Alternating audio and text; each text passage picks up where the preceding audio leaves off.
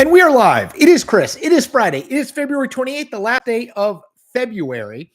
I don't often come on here with like breaking news because usually Fridays are somewhat slow. Well, today we have it. So if you have not seen this, and it just happened within the last 10 minutes, Donald Trump, President of the United States, J.D. Vance, Vice President of the United States, and Volodymyr Zelensky, President of Ukraine, were doing a White House pool spray. All this really is they sort of appear and everybody shakes hands and acts like everything's good. They take one or two questions and that's it. Not this time.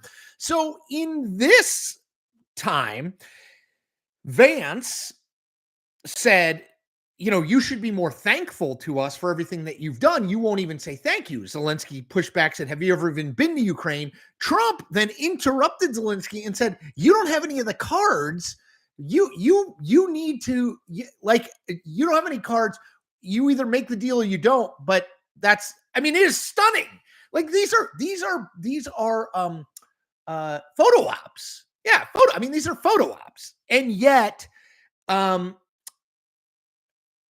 it was not a photo op. I mean, it was deeply contentious. If someone could post a link to it in the chat, let me see if I can find one because I have it. Okay, here is. Hold on, I'm gonna find this. This is from C-SPAN, which you know is pretty down the line stuff. You should absolutely watch this. I just posted it in the chat. It's remarkable. You know, I was waiting. I was thinking of what to do tonight, whether I would do a YouTube video in addition to this or whether I would just let this stand. I think I'm going to do a video because this back and forth is, it's wild. I mean, this could not have gone worse. You have Zelensky, who needs a deal, who needs to work with the United States, and the U.S., which knows that, right, and is basically trying to get a really, really good deal. I mean, it is. I have not seen what I just watched ever in a sort of two world leaders meeting situation.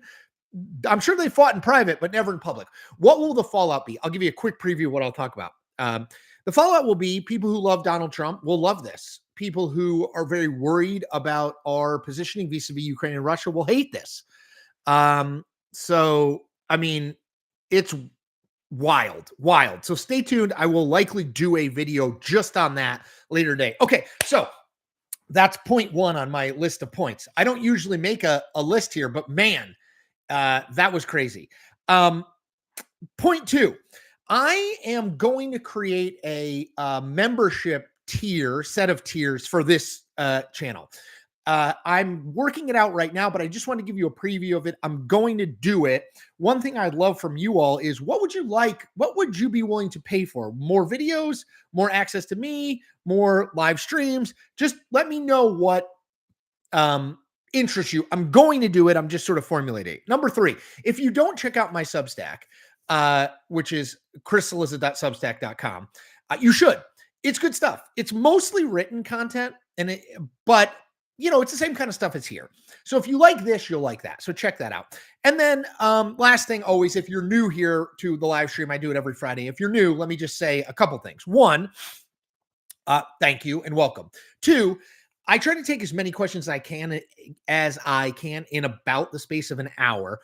I am in this independent journalism space, so I need your donations. I need your financial support, whether that's buy me a coffee, which is linked in my bio on YouTube, whether it's a super chat donation here, of which I see we already have a few, or whether it's subscribing to Substack. I need your support. So if you do donate via the super chat here, the one thing I will do for you is I will absolutely bump your question up to the top of the pile. But I and make sure it gets asked and answered. But look, I'm answering tons of questions, so don't worry about that. If you can't donate, I understand, but it is a business for me, and I need to continue to sort of be able to keep the lights on, literally. So any support you can give me is appreciated. Okay, let's do this. Let's knock out the super chats I've got waiting here. Here's Barry Riley.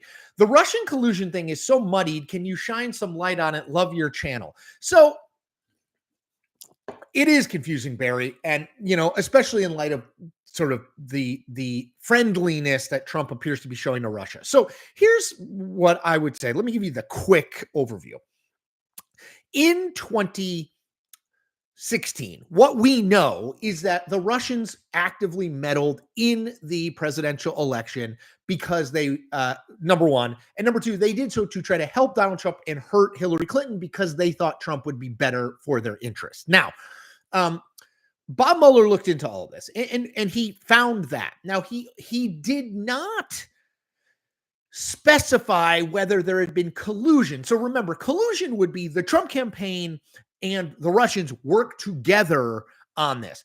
What Mueller found was the Trump people were aware of this. They thought it would work it would help them, but he did not find specific collusion. Now, that said, he writes in the Mueller report, had I been able to rule out collusion, I would say so. I was not able to rule it out. So it's kind of an indefinite verdict. What we know is Russia tried to meddle in the 2016 election, did meddle in the 2016 election, and it was to help Trump and hurt Hillary Clinton. Everything beyond that, you start to get into, I don't want to call it hearsay, but sort of a very partisan debate. I hope that's helpful. Josh B. Josh, thank you for your donation. Josh says, Zelensky was right. They've been diplomatic with Russia, and Russia has betrayed diplomacy. But was that the right place to challenge Vance? Right. So it's interesting, Josh. I think we're going to do kind of a like Zapruder film-like breakdown of this back and forth. And that's why I posted the full back and forth in the chat. And I'd urge you to check it out. I could see JD Vance and Trump wanting that confrontation. America first. We're not going to give you good deals without you saying thank you anymore, et cetera, et cetera. I don't totally know why Zelensky would want that. I mean, obviously he wants to stand up for Ukraine and he believes deeply in this. But from a political perspective, Trump, if we're talking about just like raw politics, Trump is right. Ukraine needs the United States. They just do, right? To help fund this ongoing war. And so Zelensky needs Trump and Vance more than Vance and Trump need Zelensky. That you may not like that, but that's just the reality of the negotiating situation. So I don't totally get why Zelensky would be at all confrontational unless he just is like, I can't go along with what's being said here. But Vance clearly took umbrage with Zelensky trying to sort of score political points in front of the American media. Vance basically said that, and then that derailed the whole thing. Trump jumping in and basically saying, you should be saying thank you. You don't hold any cards. You've been bad, blah, blah, blah, blah, blah. So yes. Let's see. Josh B. Josh, thank you for donation. Saw your piece about Gavin Newsom. My opinion is California has an image problem with much of the U.S. Can he overcome it? I don't think Kamala did. I do not. Let me say this.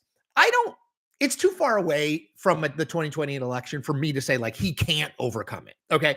But what I learned in the 2024 election is that people who don't live in California or maybe Oregon or Washington really don't think very highly of California. I always thought the Comrade Kamala thing, Trump would call her Comrade Kamala because she's a communist, whatever. I always thought that was dumb and wouldn't work. Wrong. It actually did work because people who do not live in California, and again, or Washington or Oregon, or maybe the East Coast, they think of California as this like den of inequity, this hellhole, crime run rampant, Democratic politicians doing nothing, communism. So I do think that's a problem for Newsom, particularly because he's not just from California, he's from San Francisco, like Kamala Harris. She did not overcome it. It clearly hurt her. It made the attacks on sort of Democrats are too woke and too liberal and too out of touch. It hurt her. There's no question. And I think it made it easier for people to believe those attacks because she was from California. So yeah, I think it's a major problem for for Newsom's team. Dan Lenning's PR team. Dan, thank you as always for your donation. Dan says, if I was Zelensky, I would have read the room, knelt and begged for Trump U.S. support like a duke to a king. No U.S. support equals no Ukraine. Realpolitik 101. So, Dan, that's kind of what I know a lot of people hate Trump, fine. But the reality of this situation is Ukraine needs us more than we need Ukraine. You can argue about the moral concerns here and what the U.S. should do and who we should be for and who we should be against. I'm just saying, negotiating wise, Zelensky needs to find a way to keep U.S. money flowing into his country, because without it, it's almost impossible for him to continue to prosecute this war against Russia. And by the way, he needs the U.S. to be at least somewhat favorable to him, because if there is a negotiation to try to end this conflict, if it's just the U.S. and Russia in this negotiation, it's probably not going to be a very good outcome for Ukraine, right?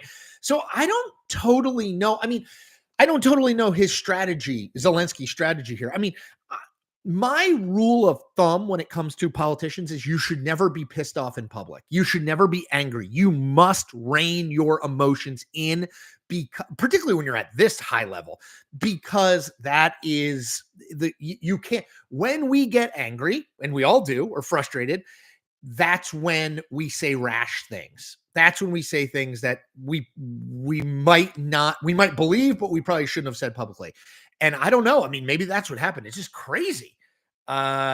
Crazy. James UK. Hey, Chris, to what extent will the Macron-Starmer tag team this week influence Trump? Well, talk about the polar opposite of Zelensky. So Macron and Starmer, Keir Starmer, clearly had one goal in meeting with Trump publicly and privately: make sure to make nice with him, because they do not want Europe cut out of the negotiations when it comes to ending the Ukraine-Russia war.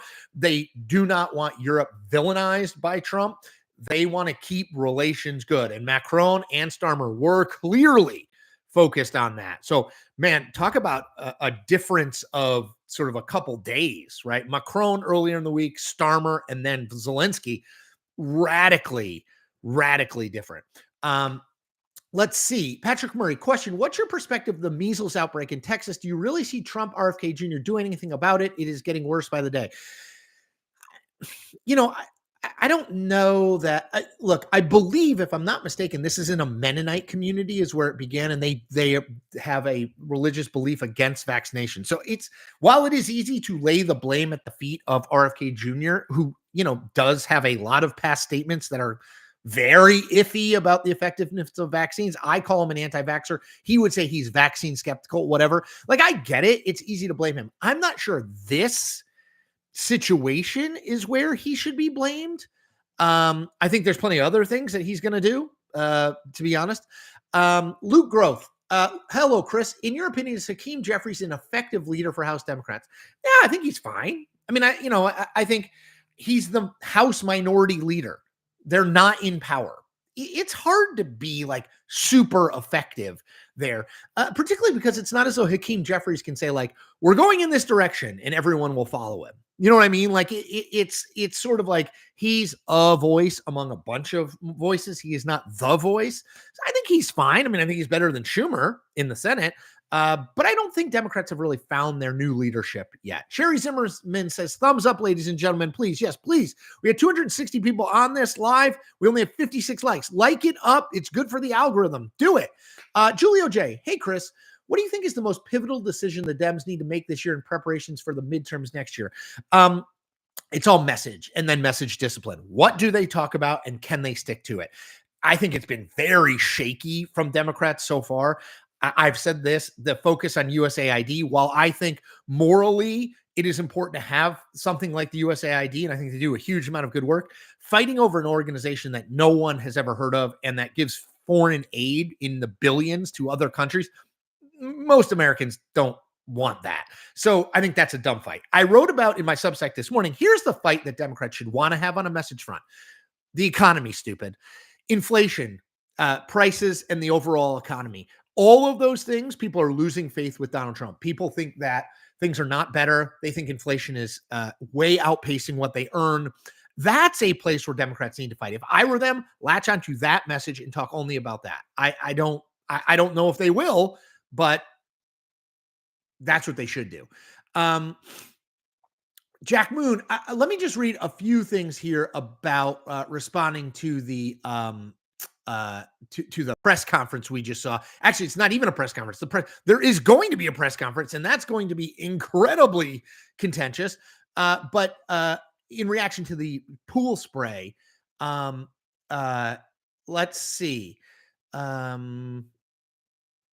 Here's one. What do you think about Vlad? Objectively speaking, was it truly an unjustified incursion, or did he have at least some reason for 2014 to 2022? I think he wanted to. He views Ukraine as part of Russia, and he wants to take it back. Can you find a provocation? I mean, I guess, but it's pretty thin gruel, to be totally honest. Like, it seems to me that Putin wants to retake places that were traditionally part of Russia, historically part of Russia, places that share sort of Russian culture and values. And he wanted to do it, and this was a way to do it. I don't think Ukraine sort of provoked him. Kornheiser 10, holy crap, you see all the S going down in the Oval Office. Oh, I saw it. It was pretty crazy. Let's see. Jack Moon. Hey, Chris, have you considered reaching out to do a collab with Majority 54, which is hosted by Jason Kander and Ravi M. Gupta? Well, I know Jason ran for office in Missouri. I have not. Let me see. I'm going to write it down. Majority 54. I'm always happy to do a collab. I need to do more of them, candidly, to help grow. So thank you. Let's see. Sorry, I'm just scrolling. Maxwell Finer. What do you think of the Democrat? What do you think of Bezos's decision to tilt the post opinion section to the right? Well, I think it was personal freedom and economic liberty or something. I mean, I guess that's sort of right-ish. But look, I've written about this. I think it is really bad. Not because of what he chose to say they're going to focus on, but because I worked at the Washington Post when Jeff Bezos bought it in 2013. He expressly said, look, I'm leaving the journalism to you, not to me, but to us more broadly. And, I don't know that much about it, and I'm focused on a lot of other things, and this is sort of a public trust, and I understand that. Well, fast forward 12 years. He's incurring on the mission here. I know it's the opinion section, but still, like saying like we're going to write about these things, and if there are people whose views don't align with our views, then they can't write for it. That's always very weird to me. I think that is not good. And I worry about the slippery slope effect, candidly. It's like, okay, well, he's only going to influence the opinions coverage. Well, once that door is open, I'm not sure there's a lot holding him back from influencing the news coverage. He does own it, right?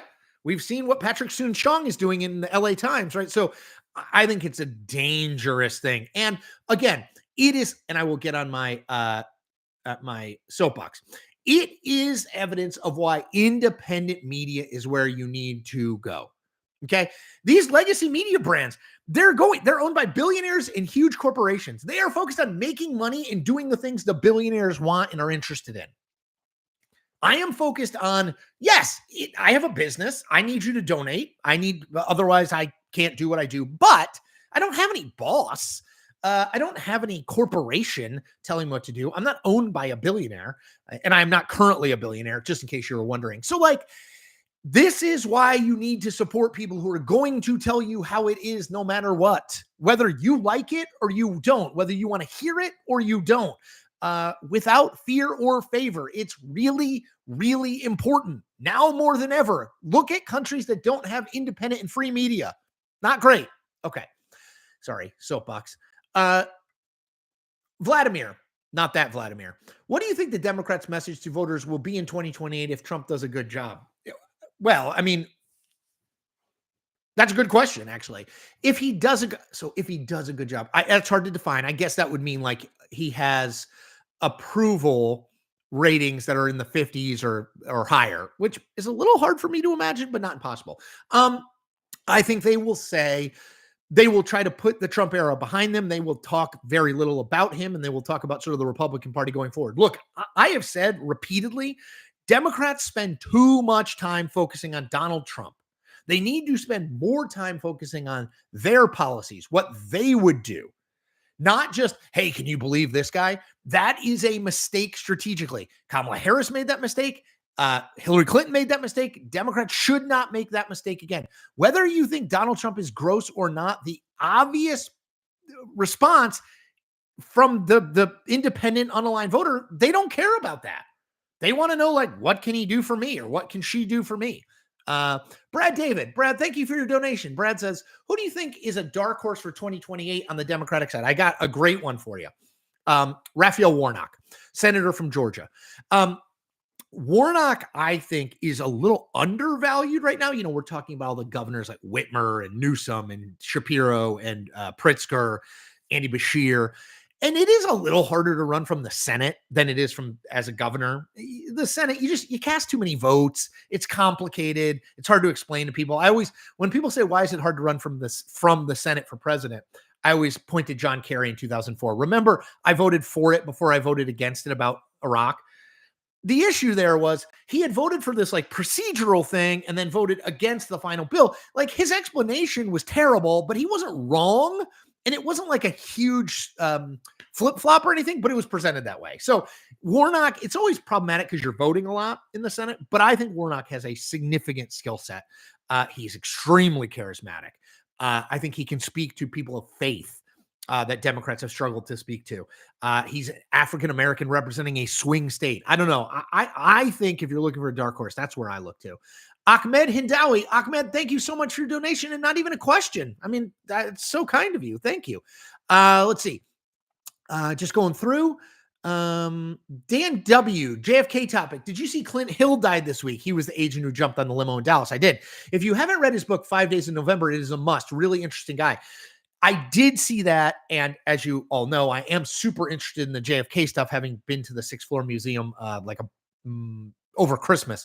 So yes, I did see it. I did not read 5 Days in November, but I'm putting this right by majority, 5 Days in November. I am always looking for book recommendations, podcast recommendations, show recommendations, anything you got. I love content. So if you got it, bring it on, Dan. So thank you for that. Let's see. La Robot. Hey, are you into constructed languages or alternate history? Are you familiar with Il Bethesad? Absolutely not, but I'm always happy to learn. Let's see. Mr. Wolf, what do you think about, I read that one. What do I think about Vlad?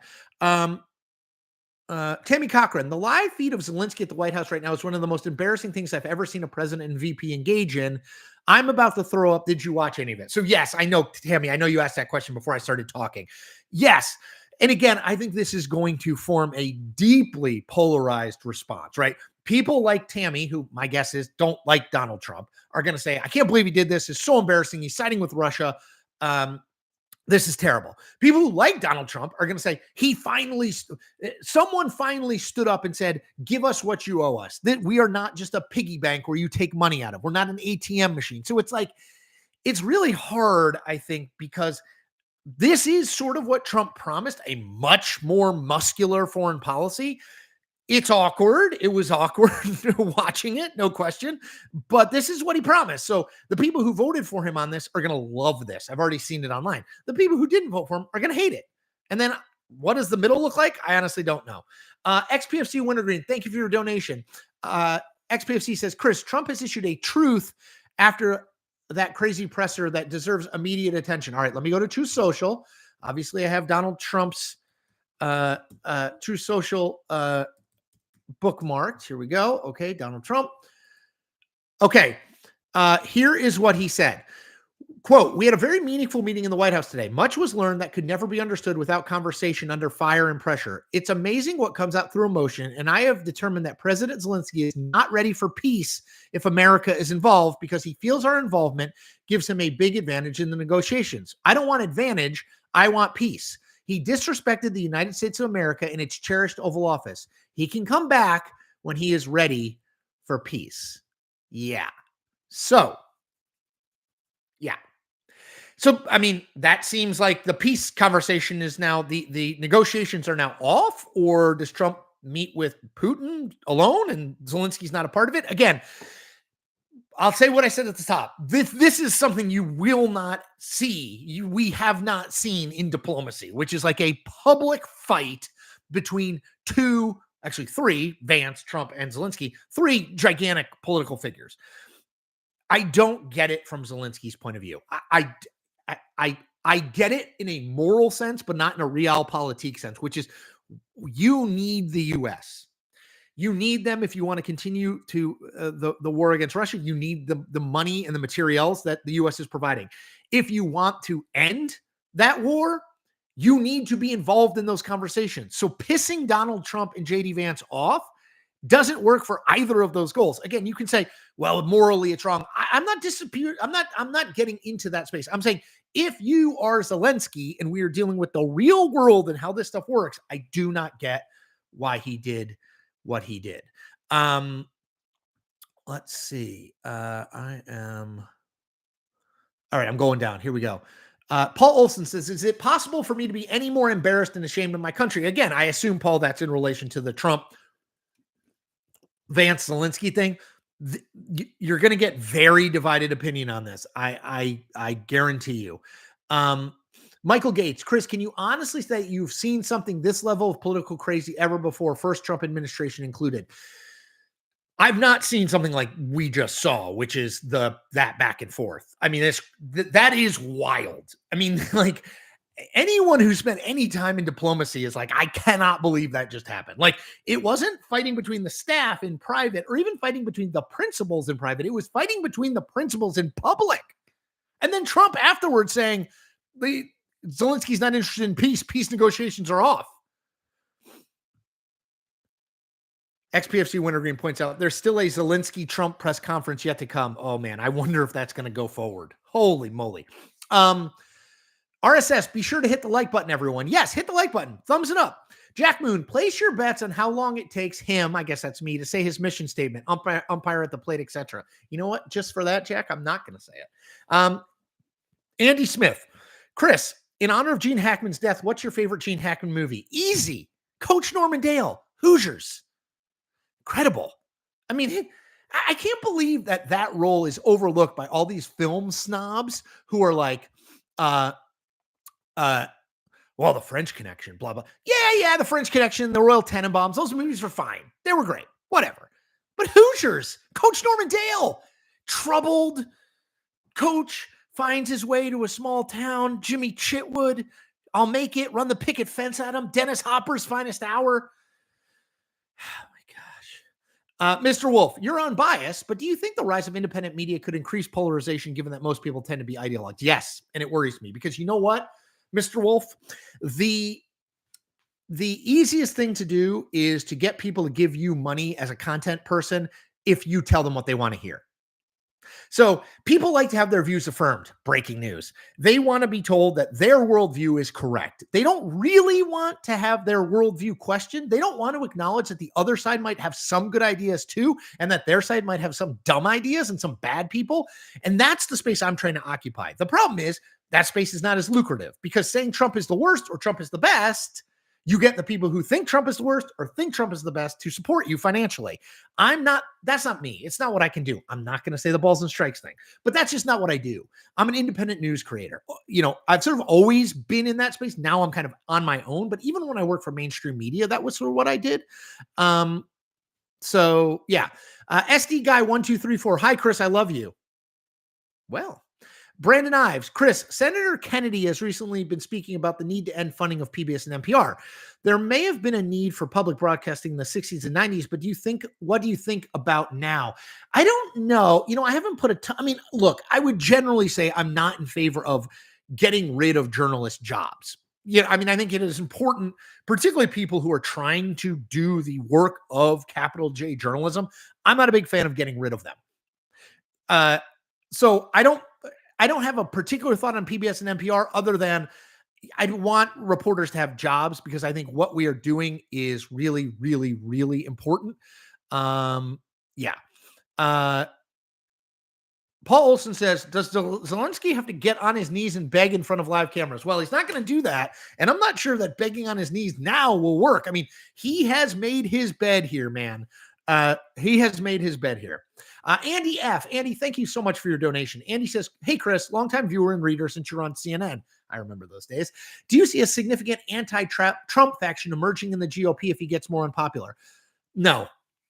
Not in the near term, at least, Andy, not in the next couple of years.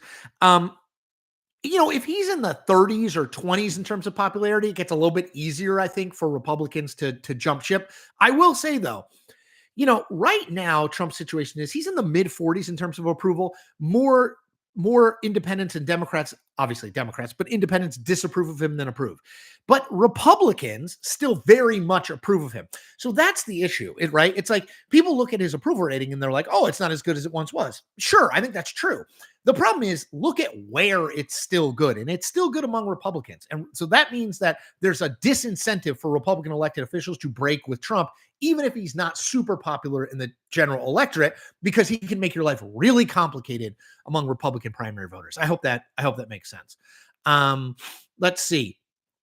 RSS says Zelensky lost his temper. It happens to all of us. I agree, but you can't lose your temper when you're the president of a country in a hugely high-profile setting like that, because there are going to be repercussions. And trust me, if you think Donald Trump's going to forgive and forget, he does not forgive and forget. We know that. John Suda, John, thank you for your donation. John is quoting me saying, morally, it's wrong. I'm not getting into that space. Does calling balls and strikes entail not having a moral compass? There's a quote from Dante Alighieri. By the way, I love what you do. John, here's the thing.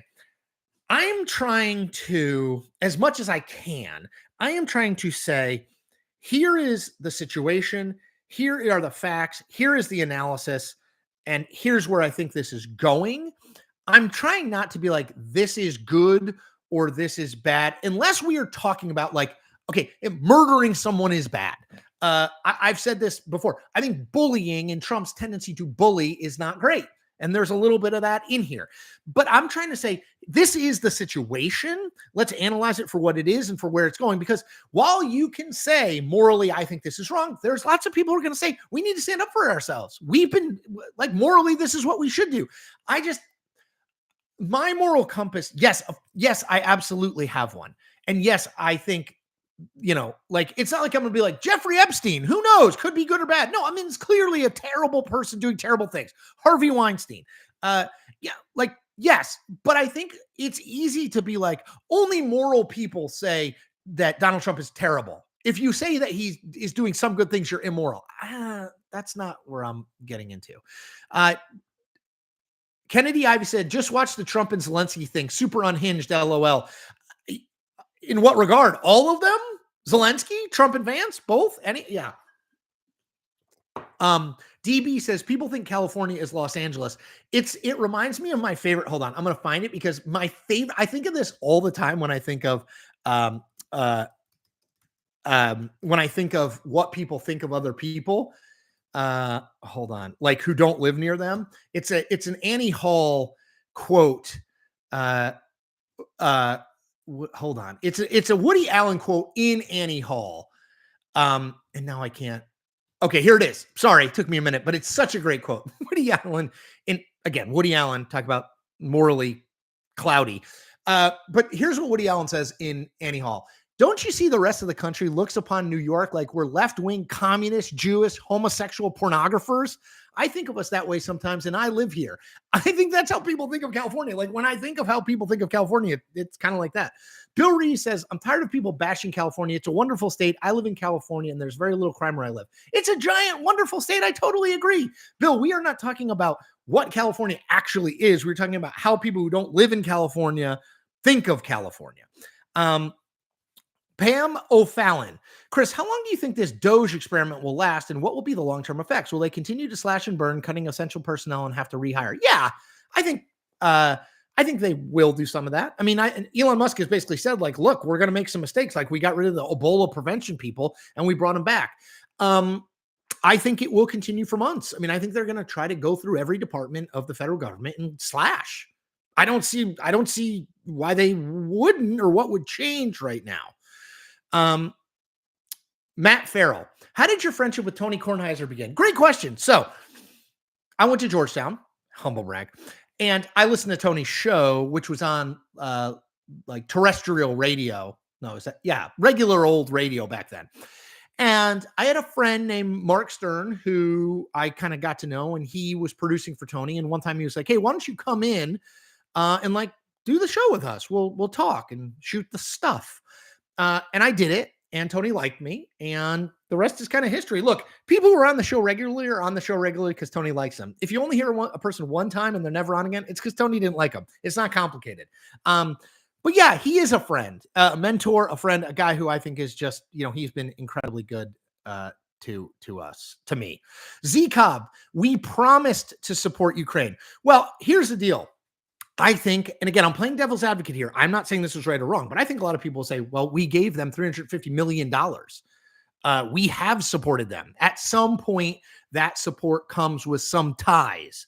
And that's where we are now. So again, don't assume that just because you think a certain way is the way everybody thinks. It truly isn't. Brett Green says you can't see yourself through a pot of boiling water. I know that. Yes, I know that this is the frog in the slowly increasing pot heat of water debate. Is Trump just turning the heat up slightly, and then you're boiled before you know it? I know that's a view. My 2 cents. Zelensky was seeking a guarantee that Trump will never give because he wants to reopen Russia for business. Okay. 4 a.m. pizza. This meeting with Trump and Zelensky was a disgrace. Reality TV. I will say that at the end of that exchange, if you watch the whole thing, Trump says this is going to make great TV. Remember, he's always a reality TV show producer at heart. Andrew Parker. I don't think Zelensky went into the meeting wanting to fight. He's just used to defending his country. Yeah, and that's fair. Again, I think we have to separate out like what Zelensky needs versus what Zelensky wants. Zelensky needs American money to continue to prosecute this war in a way that doesn't lead to mass casualties of Ukrainians. Or Zelensky needs to be in the room when Russia and the US and Ukraine, he hopes, negotiate some kind of settlement. Given those goals, it's a little weird to me that he either let himself be provoked by Vance or did the provoking, right? No matter where you land on that, I'm not sure it helps him.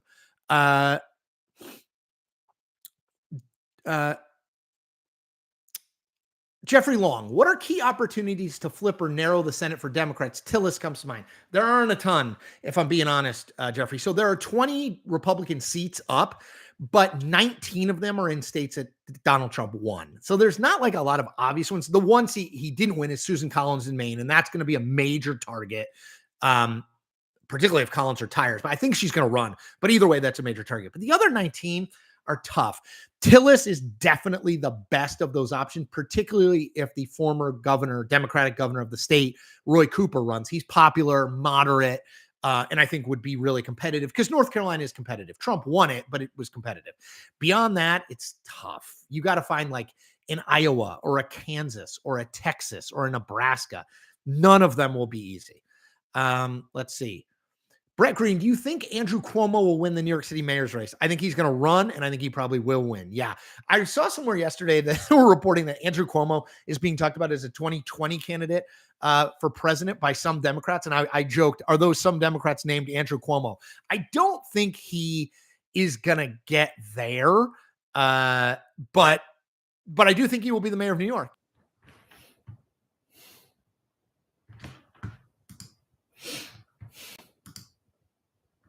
Well, that was weird.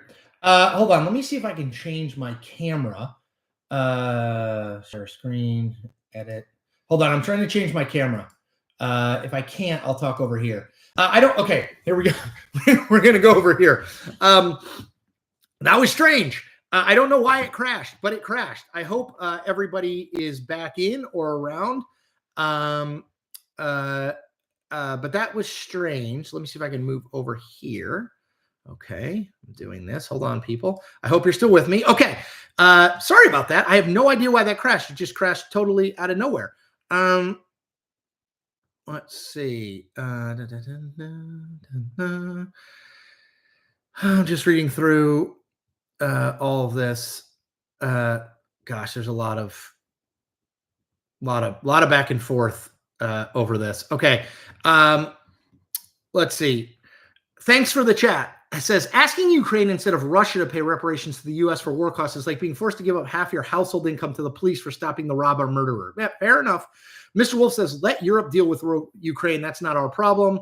Brett Green, guess Zelensky doesn't need our help anymore. Patrick Glanville says he's going with Europe. Bill Reeves, so Zelensky needs to give away the store. Outrage. Bill Reeves says Trump was never going to give security guarantees. Fair enough. Michael Gates, you should remember that Zelensky wasn't a professional politician before 2019. The last 6 years proved that emotions often get the best of him, and that really hurts his political position sometimes. I think that's what happened. That's my sense of what happened. By the way, I am now on my MacBook camera, so I don't have my fancier camera. So sorry if the sound or the picture is not as good. We're doing what we can. Layla, I cannot believe what I just witnessed. I feel sick. Trump and Vance screaming at Zelensky like he's a child. Utterly disgusting. This is not diplomacy. Michael Gates, Zelensky is leaving the White House. The press conference is canceled. That surprises me not at all. Layla says Zelensky's emotions were not the problem. Jeffrey Berry, Coach K's hair colorist here. What about Marjorie Taylor Greene keeping Jared Moskowitz from the DOGE committee meeting? Pretty sure the GOP can't handle his balls and strikes. Yeah, I saw that. I mean, here's the deal. I think Jared Moskowitz was doing like a little bit of grandstanding too to try to get into the DOGE committee meeting. And yeah, to make headlines when Marjorie Taylor Greene said he couldn't. Yeah. Let's see. You snooze, you news. The strikes and balls thing is good. Maybe no matter which team is at bat or regardless of who's at bat. Stop trying to sucker me into saying that I call balls and strikes no matter what uniform the batter at the plate is wearing. I did it. You were right. Whoever said that. I think it was John Moon.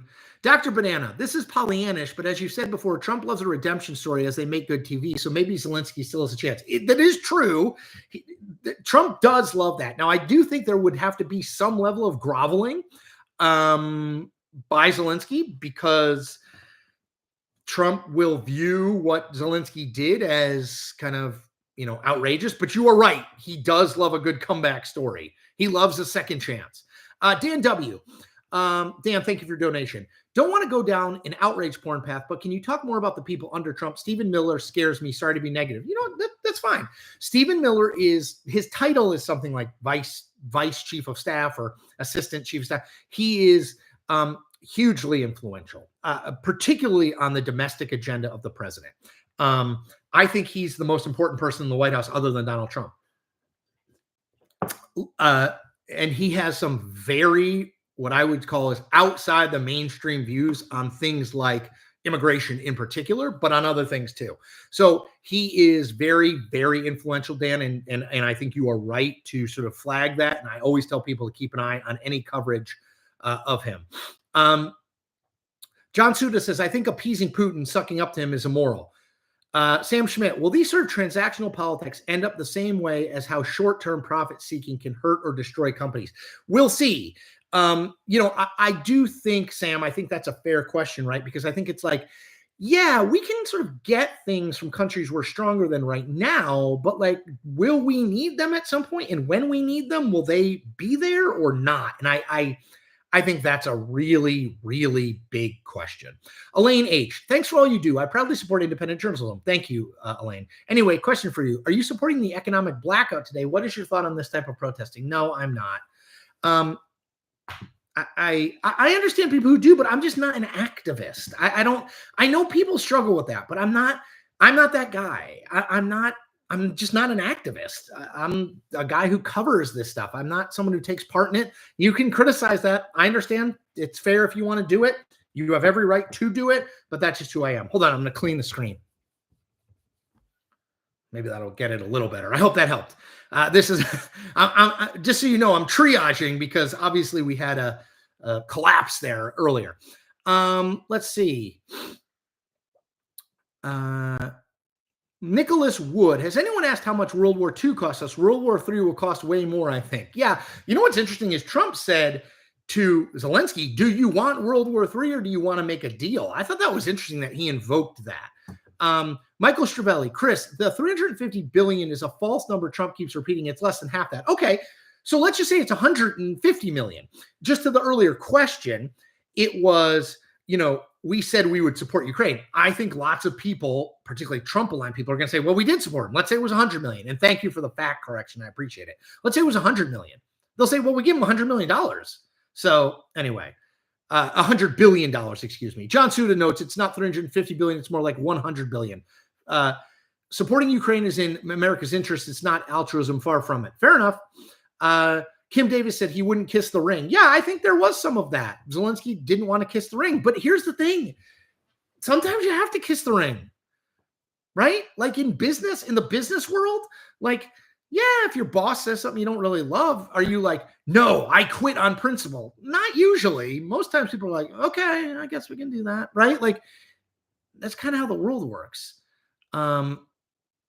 Isaac Westling Seller. Hey, Chris, if Dems or reps ever win again, do you think Trump's flood the zone strategy will be the new norm? And should we just predict a wave of executive orders with each new administration? Well, I don't know. I don't know the answer to this kind of flood the zone strategy. But what I will tell you is any executive power that Trump gains, and he's obviously trying to gain a lot, any that he gains will transport to the next president, Democrat or Republican.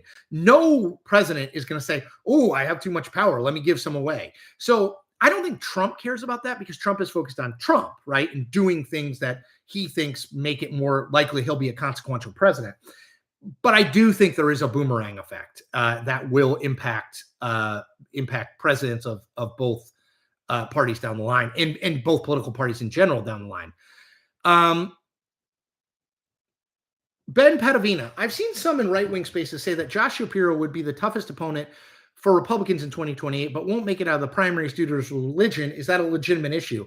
I mean, I guess.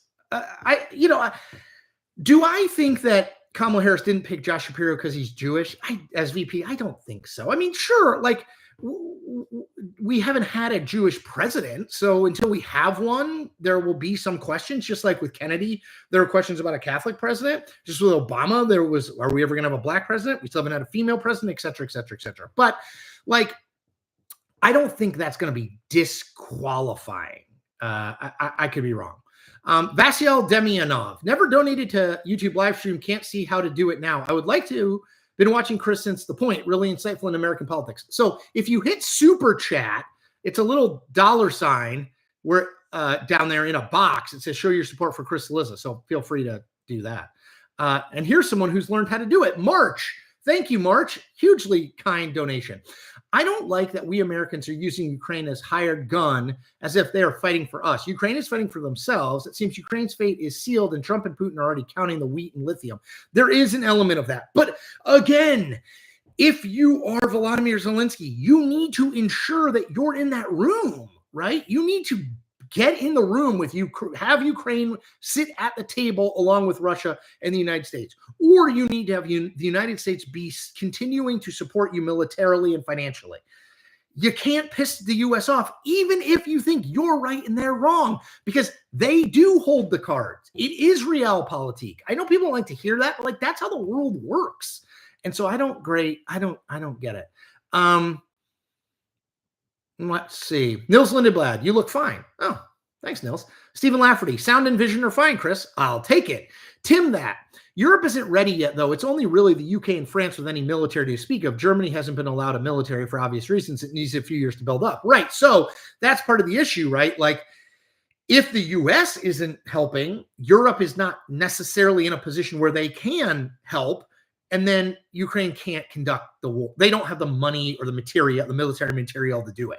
So it's like, what do you do, right? And that's why I think Zelensky needed to understand the situation. Robert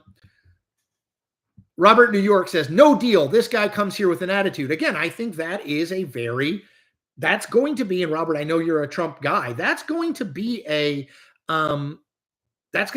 big sentiment among Trump folks, is like, Zelensky needs us. Why doesn't he say, I think Vance said, why don't you say, you've never said thank you. There's going to be that, people who think that there isn't, I think you're fooling yourselves.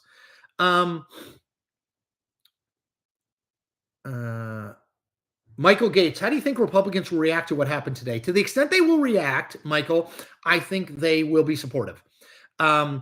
I think like Mitch McConnell might not be, but like overall, Republicans are going to be supportive because the Republican Party is the Donald Trump party. And he has said we need to be more muscular. We have to be tougher on people. People think we're a blank check. People think we're an ATM. So, excuse me, confronting Zelensky in public will be cheered by a lot of people. Paul Olson. Paul, thank you for your donation. Paul says, a friend is retired military, 2 tours in Iraq as a lawyer in the JAG division. He's worried about large dismissals taking place in JAG. He worries about rules of war and politicization. Investigate. Yeah, I mean, I think that is a concern, Paul. I'll look into it. And thank you for your donation. Oh, ear itch. This is what I look like without glasses. Not great. Okay. Let's see. Noel Fredrickson says, smash that like button. Yes, smash that like button. Do it. Okay. Adolf Galland. No way, man. Don't do it. I'm not even going to mention what you said, but don't do it. We're not playing that game. Not here. That is really lame and awful. Roscoe's friend, do you think the scene of double teaming Zelensky was a pre-planned stitch up? Never know with Trump because he is kind of the reality TV producer. So I'm never like totally sure. But it seemed pretty kind of like genuine. Like I think Trump and Vance want Zelensky to pay them deference publicly, to say like, thank you so much. We really need you. Any kind of deal we can cut with you is great. And Zelensky doesn't want to do that, which is his prerogative. But again, I think has real implications. So it looked to me like Vance was being a little bit purposely provocative. So, Trump, I never know. I can't tell the difference when Trump's being purposely provocative and when he's not. Stephen Lafferty, Trump and Vance are ideologically opposed to reality. I would say, whether you like it or not, that Zelensky response was not an acknowledgement of the situation that faces him. Maxime Fougère. No, we cannot always say yes to the U.S. Eventually, the U.S. might end up isolated from its key economic partners. Yes, agree. That's the thing, Maxime, is like, what are the long-term impacts of this? And what does long-term mean? Are we talking the next 2 to 3 years? Are we talking the next 5 to 10 years? If it's 5 to 10 years, Donald Trump doesn't care, just to be clear. He is focused on now. But yes, I think that's a very, very fair point. Bill Coit. Canada signed a free trade agreement with the EU before the NAFTA negotiations happened. Canada needs to start signing deals with Latin American allies and other Southeast Asian allies. Fair enough. Bill Reeves says, Zelensky said he said thank you many times. Andro, Zelensky said thank you hundreds of times. William C., he thanked America multiple times. So again, I'm not saying he didn't. I'm saying what J.D. Vance is saying is that. That's all. Andrew Parker, in the end, being on the moral high ground is a whole lot better than siding with the invaders. I mean, obviously, I don't disagree with that, but I will say that Democrats spend a lot of time on the moral high ground, and Republicans of late spend a lot of time winning. So it's like, what can you do? Yeah. Doug H. Doug, that is incredibly generous. And Doug says, no question, keep up the good work. Doug, thank you, and it's very much appreciated. March, thank you for the donation. March says, consultant Vance needed screen time today. VP Musk has been putting in work. I mean, maybe. I don't know about that. I mean, JD's got some very clear views. You Snooze You Knew says, Trump flipped, walk softly and carry a big stick on its head. That is true. Let's see. Sorry, I'm just scrolling through, making sure there's anyone who I haven't missed. Bill Coit, how do you think Ukraine recovers after its battle with Russia? Bill, I honestly don't know. I mean, there's been a lot of Ukrainian territory decimated, and I don't know what it looks like, particularly if the U.S. isn't involved. I mean, which is, I guess, on the table now. Marquis Del Toro, why should we trust independent media when so many are not vetted or experienced? Anyone can be an expert today. Give me an ABC News every time over a rando. You know what, Marquis? I think that's fair. My argument, for me at least, is like, look, I have been at the Washington Post and CNN for decades, right? So I'm not just a rando. I'm a guy who's lived in this world, who operates on the principles of capital J journalism, right? Like, but I think you're right, broadly speaking, which is like, not everyone who calls themselves a member of the media or a journalist adheres to the same journalistic standards as I do, whereas I think these big legacy media outlets strive to. So I think that's fair. I think that's a fair and good point. All right, let me make sure I didn't miss anyone. I mean, crazy, and absolutely crazy. So the press conference is banned, but the White House pool spray, which is where the Zelensky Trump vancing happened, is wild. I am going to make a video on it, so stay tuned for that. I mean, it is something like I've never seen before. Truly, truly. And so I'm gonna reflect on that, but my broad view is realpolitik versus moral righteousness. Which one gets you where you need to go, right? And just think of that. Yeah, Maple Yum says you need a YouTube moderator. You can't have people in here saying racist filth. So I don't totally know, Maple. I don't know how to do that, but we haven't had that problem before. But man, we can't. We're not going to have anti-Semitic stuff posted in here. I'm not going to read it, but we're not going to have stuff posted in here like that. I'm not going down that road. So if you have advice on what I need to do, please tell me, because that is, yeah, we're not doing that. That's not like, I'm not giving even, it's not voice, but I'm not even allowing that to be on here. So thank you all. A couple things. One, check out my videos, subscribe to my channel. We're over 60,000. Maple Yum, you reported it. Thank you for doing that. We're over 60,000. We're climbing higher. We will continue to climb. March, without speaking closely, yourself, Roy Reed, Jim Acosta, Roy Reed, is 2025 the year of the independent journalist turned personality? I think it is. So support me. Independent journalism, independent news creator. We need this in our ecosystem. Calling balls and strikes no matter what the uniform the batter at the plate is wearing. Boom, I got it in twice. Everyone take care. Stay tuned, because I'm going to make a video on all of the Zelensky versus Trump and Vance stuff.